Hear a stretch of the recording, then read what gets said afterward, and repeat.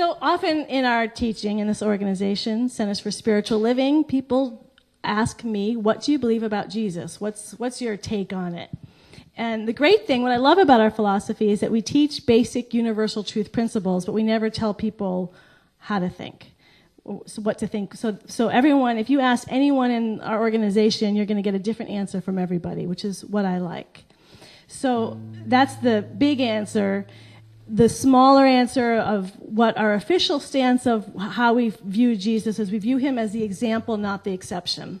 That in more fundamentalist backgrounds, people see Jesus is often used as another name for God, that he was a divine being who came onto the earth and there's no other being that was like him.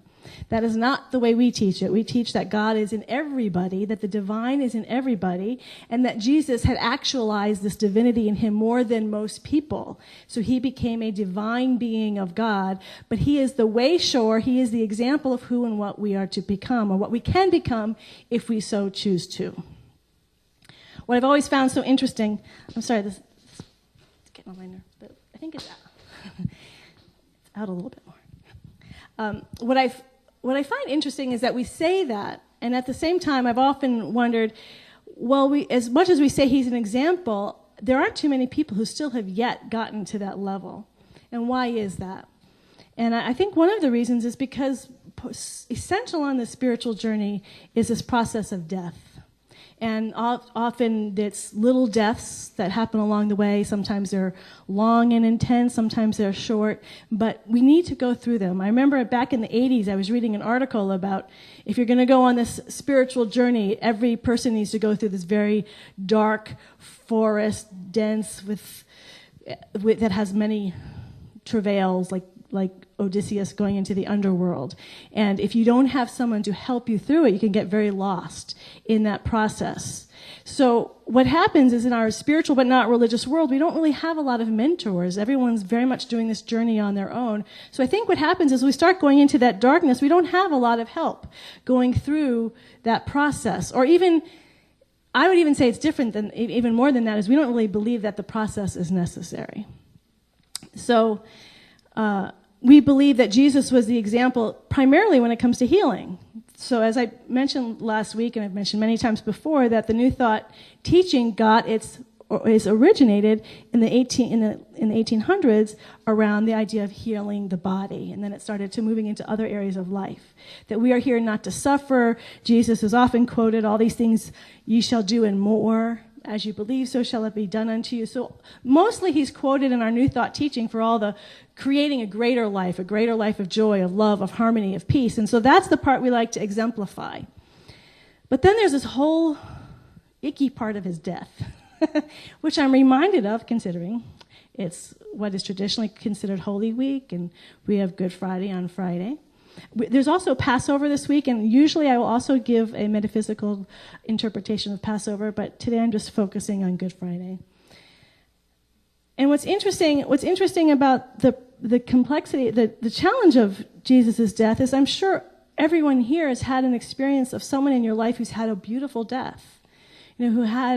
I was a chaplain at a hospital, and not all deaths were the same, and there were those who were more awake, and it was clear on their deathbed there was just this light. And my favorite was this Christian scientist when he died. He was so clear he was in his body. He was so clear he was moving on to something greater, and he just had this beautiful smile on his body when he left, and his family was just radiating light and love. It was just incredible, So there's beautiful possibilities for death. Thomas Troward, who is Ernest Holmes' inspirations, the day he died, he went out and he painted a painting in his porch of the backyard, went to his bed, took a Bible, put it on his chest, lay down, and off he went. Yogananda had a pretty cool death. He died at a party. That's a cool way to go. He was sitting at a party, and everyone said, actually, weeks leading up to it, they couldn't even get near him. The energy was just vibrating so high near them that they would all just take a step back. And then it came time to him to make his transition. So off he went, and his body just fell over. So they're beautiful deaths. So why, if this person named Jesus who walked our planet was so awake and so in tune and so in alignment with this God of pure unconditional love, why did he have to go through such a horrible death? And I have to tell you, I've heard many reasons given, both literal, metaphorical, metaphysical reasons, and none of them work for me. I just think it's terrible that he was going to his death, and I don't buy any rationalization that this was okay. Partly why I tend to think that, too, is because of the way I was raised. I was raised in a family of agnostics and atheists but positive agnostics and atheists. So always believe the best is to come, think positive, speak positive, act positive. You're likely to get positive outcomes. If you don't, just keep being in that positive energy and they'll turn into positive energy. You don't need to actually believe in a transcendent power to believe these things. So I had this really positive outlook being raised. Then in a philosophy, our New Thought philosophy is very positive. So all along, there's just no part of me that believed ever that there's any need for unnecessary suffering, especially someone who's already given their life to God.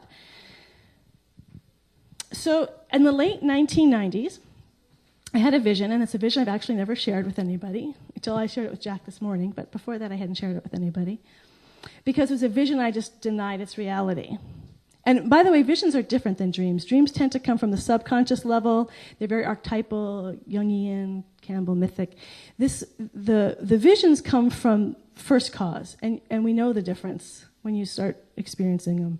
And so I had this vision, and I was on this journey, and it was a journey of suffering, and I was carrying this cross, and it was just a lot of pain. And I just freaked out when I saw, no, delete, that is not true. That is not true for me. I don't believe in it. There's no reason to go through all that pain, and I will not accept that journey as my life. So fast forward to in the early 2000s, I'm now a senior minister at Celebration Center for Religious Science, which Center for Spiritual Living. And I'm teaching a foundations class, which I've taught here. And it's the first time I was really clear that I'm the minister of this church, that I'm a minister, like I wasn't just a student, or this is me. And I was telling everybody, okay, well, in the beginning of the foundation curriculum, it says, Ernest Holmes is our founder. And I just stopped, and I'm like, he's not my founder. What teaching am I in? and that began actually lots of years of struggle. I love the cosmology of what we teach in Science of Mind and in New Thought. It has blessed me deeply. I love the way we pray in Science of Mind. But what I have found, I've been on this, Ernest Holmes wasn't the first time I came across positive thinking. As I said, I was raised in it, so it wasn't a brand new idea for me. I'd also been reading Institute of Noetic Sciences, Deepak Chopra. I've been doing at a New Thought church, attending classes there long before I even read Ernest Holmes. So it wasn't like this great revelation. I didn't have this like, oh, I'm at home now, and I wasn't before. So as I talked, many of the people who really are passionate about a particular teaching, it's the teaching that they found. But for me, it's always parts. I get gifts from every book that I've ever read. I don't have any one book. I don't have any one thing. It was many. So I liked this philosophy, and the reason why I felt called to be the minister in an organization such as this is because I love Jesus. Yogananda and Shunryu Suzuki. Yogananda is a Hindu. Shunryu Suzuki is a Zen master. So it was a teaching that taught basic universal truth principles. It is a teaching that teaches basic universal truth principles, but it's completely open at the top. It allows everyone to practice those universal truth principles in whatever unique way we wanted. So that's what I loved about it. What I didn't love about it was actually Ernest Holmes' writing. I'm not a big fan of his writing. People love it. So I'm not saying this isn't it's just personally, we all have things we're attracted to. And so I never read Ernest Holmes unless it's an assignment for class. I think I've read one Ernest Holmes book from beginning to end because I just get so bored when I'm reading them. And this is the teaching in which I'm a minister. So this became a big problem for me. And so in religious science, if you get a call to be a minister, the fastest you can go through, most people take their time, but if you're going to go through fast, it takes 7 years. So it's a 7-year process, and then when you graduate, you still aren't ordained. You have to serve as a minister for 2 years. You do all this paperwork, have a mentor, and then you get paneled again after you've been tested before. It's a lot of work, and then you're ordained. So I did all of that work. I did the 2 years. I was ready to do the ordination panel, and I just couldn't do it. I had just had Julian. That was another aspect of struggle that started to show up, where that was a place of complete surrender. The way Jack and I met, I'll share that sometime, and Julian, it all just flowed. And so I just assumed ministry and motherhood would flow, and it wasn't flowing. It wasn't as easy as I thought. I'm in this teaching that I'm just having a struggle saying it wasn't my heart. That's what I could say. I love it and so much that it's gifts that it gave me, but it didn't feel like the heart of my spirituality. And so I was confused, and especially when many of my colleagues love this teaching, but then there were other ones who were like me. And they said, well, just get ordained anyways, Harriet. We believe in one power, one presence. Stand in that. You don't have to be an earnest homeless person. Just stand in the principles. But that just felt out of integrity with my being, because my colleagues love Ernest Holmes. They love religious science. This particular path, it's a path. And I just never had that same passion. I appreciated it and gotten gifts from it, but I didn't have the passion. So I'm having all these struggles and being mom and how to figure it all out. Then I have another vision that I'm supposed to learn integral theory. So I start reading through integral theory, and Ken Wilber is the main articulator of integral theory, and he really dislikes new thought. So whatever challenges I was having, he just dug that knife just a little bit more deeper. And some of his challenges were a little different than mine. For me, Science of Mind focuses a lot on how to make life better, but not enough on the transcendent and the path to waking up into those higher dimensions. And his problem with it was that its promises of an abundant, beautiful, harmonious life, some people can work it, and it works, but it doesn't work for a lot of people, and it actually makes people feel worse. Because I should be able to, if God's all good and I'm one with God, then why isn't it working in my life? It's working in so-and-so's life. Why isn't it working in my life? It doesn't evolve the complexity of our human condition in our human life. It doesn't allow for that. It's very absolute in some ways. So I'm now even having more struggles, but I've been training for years now. This is my life, and I know I'm to be a minister. That's not the question, but I don't know where I belong. So one of the other things that Wilbur's also talking about is find your roots. You need lineage, and so while I love Jesus, maybe Christianity is my lineage, although I hadn't been drawn to it before. And so Unity of Tri-Valley, which is a New Thought organization like religious science, but it tends to be more Jesus, Bible, Christian-based. And I'm pointing to George and Gail because George was the board president and Gail was the music director. And they're here in their offices here are in Dublin, and they had a pulpit availability, and Michelle was there. And they had availability. And I thought, well, maybe this is what God's guiding me to do. It's got that Christian root, so I joined it. The people are fabulous. The community's fabulous. But now the struggles, before the struggle, I was struggling, but it was a living struggle. I was fighting with these philosophies, and I'm thinking about it all, and I'm talking. But now it's getting harder. Because what's happening is I'm not getting anything back from my spiritual life. The visions stop. There's nothing coming. And I don't feel connected with the Unity. It's the same philosophy, but it's a whole different organization. I spent 20 years in CSL. I knew all the people. I know the organization. There's things I love about it. And I just wasn't feeling anything different in Unity that I was needing or longing for. It didn't feel any more home. It didn't feel like any more home philosophically, and organizationally it didn't feel like home because it wasn't familiar. But I didn't know where to go. I didn't know what to do, because nothing was coming. And this is what we call the dark night of the soul.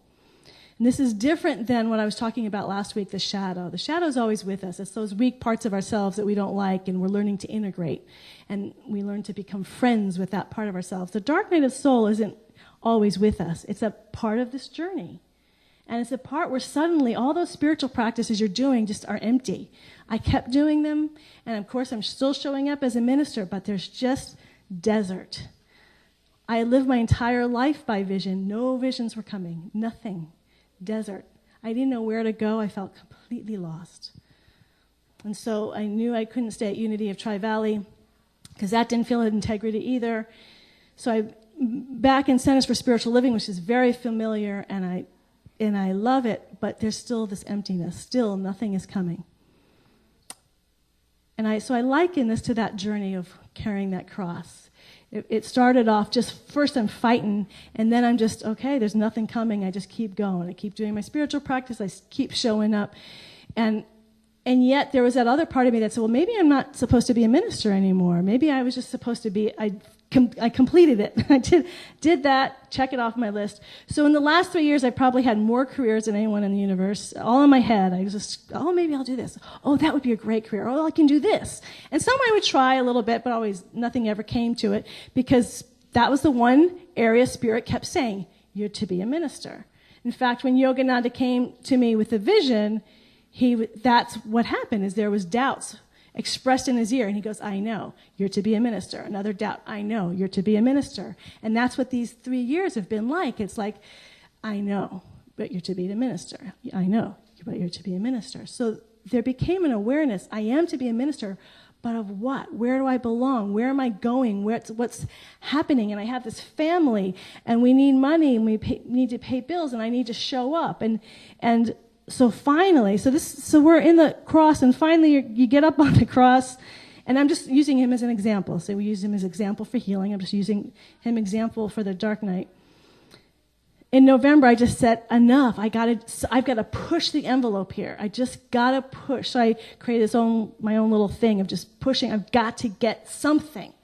And what happened with that push was not some great revelation, but this incredible rage came out. And I think of it as when we have a lot of people who talk about when Jesus was up on the cross and he says, Father, why have you forsaken me? And many people say, well, he didn't really say that, or those weren't really the words, those weren't the words in Aramaic, or they have some beautiful metaphysical interpretation. We really hate that idea that Jesus could have ever felt that God forsaked him. But to me, that's the height of this experience. You live your whole life for God, and then it's gone. What do you do? I didn't know what to do. And so finally this rage just came out. I said, I've given my entire life for you. Every vision you've ever given me, I have followed. I have listened, and there's nothing. You've left me. I'm just sitting here floundering day after day. Can't do it anymore. I just can't show up. But that was a great moment, though, because up until then I had been in this pain, but it had just been sort of going. But that rage, that was that energy. It's just like, this is not okay anymore. I can't take it. I've hit my bottom. I've hit that road. And that's what happens on these dark roads. There gets to be a point where we just can't take it anymore. And when that happened, things started to shift. Suddenly, I realized I had a vision that I had never even really integrated. And I'll share that next week for Easter. And suddenly, things started to happen. When I was in treatment and meditation class back in 1993, I had another vision.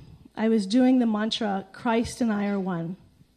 I was sitting on my bed, and I was just closed my eyes, Christ and I are one, Christ and I are one. And suddenly I was gone. I was an older lady, very short, black scarf, and I was very focused and intent to get through this crowd. There was lots of energy, this incredible energy, and I had to see, and I pushed through and I didn't know what I was just there suddenly, and I was pushing through the crowd, and there was the body of Jesus as he was being moved from the cross to the tomb. And the sacredness of that energy, the mystical experiences we've had, it was nothing like the holiness. It wasn't just pure unconditional love or just pure light. It was this, whatever that word holy is, that's what was happening. There was this energy and a sacredness with this body that was apparently dead. And to me, that was the shift that happened for Jesus. When he said, God, why have you forsaken me? The shift happened, and suddenly God came alive, even in the midst of his death, even as he's being pushed, moved into the tomb. And so that's where I feel that I'm in my journey right now in ministry, where suddenly things are coming alive. My spiritual practices are incredible. There's a richness and a love that's happening. There's a richness and a love that's happening that I had forgotten about. It's been so many years that I've been walking through this desert. I was telling Edie, it was like going from black and white to technicolor. It's suddenly coming alive. Clarity of which direction I'm taking. I can see it for the first time after years. But it's not all at once. It was, Jesus had happened in 3 days. For myself, it's been a long journey. And it's a journey I never would have chosen. And there is that part of me. Well, why do other people have so much easier journey? If they go through the dark night, they're in it like for a month. And this journey seemed to go on for so long. Why? And that's the question that I've learned not to ask, because I just know I will never get an answer that will ever make sense to me on my human mind. Was reading Sri Aurobindo, and he was saying what the rational mind will never understand the infinite, because the rational mind is so finite. It is so, so small compared to the infinite vastness that if you're trying to find rational, logical reasons for things that are hurtful, you will never get there with your rational mind. Why did Jesus have to go through that and Yogananda got to die at a party? Why? We don't know. But there is a journey that each one of us is on. Every one of us has gone through, you may be going through now, a dark phase. It doesn't mean that you're not living the life of God. It means you're absolutely living the life of God. It means that we are loved and something new is being birthed.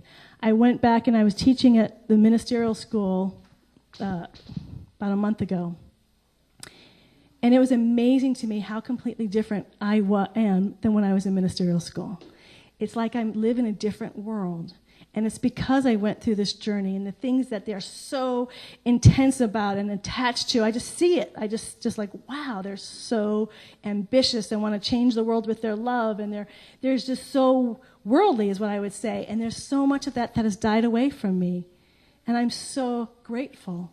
I'm so grateful for every step of this journey.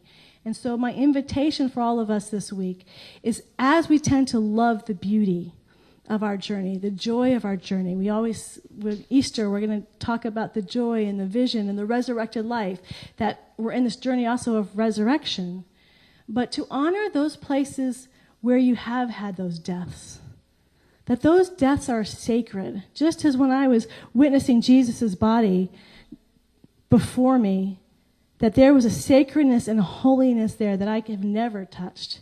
Even when I had that mystical experience of love, it was nothing like that holiness, that there is something more sacred, incredibly sacred about that death process in and of itself. And we tend to overlook that and jump right to the new life, right to the resurrection, because it's so uncomfortable. But if we take time to just be with it and stop fighting it and just witness and give thanks, this is holy too. We are here to be the example, just as Jesus was to be the example. We're here to be the example, and that does not mean about living a perfect life. That doesn't mean we're living in joy and peace. That we need to share with other people. We need to be the mentors for other people coming along the path, and other people need to know when we need mentoring for these dark nights of the soul, because if we are going to spiritually wake up, we are going to die. And we are going to die. Sometimes it's multitude of deaths many times, and sometimes it's one big death experience. It's going to look different for everyone, but we are going to go through it. And so to have that heart of compassion, to see the sacredness and feel the presence of God even in the midst of it, it is there, and let us be there for one another. So this week isn't about doing anything. This is just about honoring those parts of our lives that we just might want to skip over. And as we do that for ourselves, we see it in our world. Jack sang the song Pride of Love, where we kill people like Gandhi and Martin Luther King, people who are just to bring love. We do that because it frightens us so much. Death happens. Let us keep our heart open through our whole journey. I also just want to say, this has been a very hard journey. I totally did not expect it. Like I said, it was not in my philosophy. But I have this incredible husband who has stuck through me every step of the way. He has supported me and loved me, and I'm so grateful to God for bringing him into my life. We're always taken care of. So with that, let's just pray. Let us have the courage to die knowing that there is a life greater than we could ever possibly imagine, even in the midst of that death. Even in the midst of death, there God is. Especially in the midst of death, there God is. And so we have the courage to see it, to not run from it, to not hide from it. And we have the courage to ask for God's love even in the midst of it, even when we may feel abandoned. We take all that energy and power within us that knows that we deserve God's love. And we call it forth. God, why have thou forsaken me? And in that calling forth, we have just admitted how deeply, how much we need this presence, that we just cannot do it without this source of all life.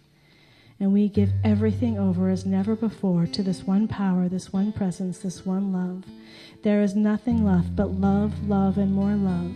And that this love is resurrecting in every area of our life, over time and space. We look at all the details of our life that have died, that have suffered, that have been in pain, and we allow this love to bring us into that resurrection consciousness. But first we begin with where we are. And so I just give thanks that wherever we are on our journey, whether we are in the flow and the joy and the lightness, even now, whether we are in the death and the darkness and the suffering, wherever we are on the journey, it is all God. It is all God. It is all love. We are all sacred vehicles of that God. We are all the living examples, no matter what ideas and concepts we have of how it should look. We know inwardly and to the very depths of our being, it is all God. We are that sacred life.